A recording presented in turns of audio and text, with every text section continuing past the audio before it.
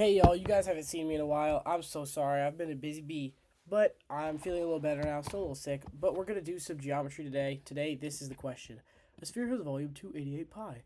What is the volume of a sphere with a radius 3 units greater? I'm gonna close out that Desmos. We're gonna open Desmos CB College Board. Go here. Now we're here, right?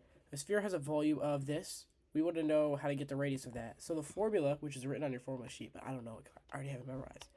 4/3 pi r cubed, and we know that this volume is going to be 288 pi, so 288 pi.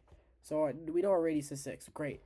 Now, what is the volume of a sphere with a radius that's 3 units greater? Well, 3 units greater than 6 is 9. So just 4/3 pi, and then r cubed is 9. So we can do 9 cubed. Yeah, and this should be our radius. It will be 972 pi, or if we were to multiply by pi, it would be 3053. So just to quickly unpack what I did there, otherwise this video would end up being very short. I did a regression here because regressions can help you with geometry, and actually most of the times what it is for geometry. So if they ask you like, hey, you're given a height, you're given a length, what's the width? You could regress, you could do a regression, you could do length, width, height, and the volume is going to be 92, right? I know my height is going to be 14.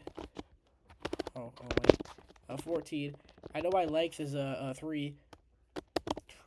So I know my width is going to be 2.19, whatever. Just keep in mind that you can use regressions for geometry, and you should use regressions for geometry if it's asking about area, volume, or things like that. Other cases, like with triangles, angles, that kind of stuff, draw it out, figure it out that way. But these kinds of questions, regressions are your best friend.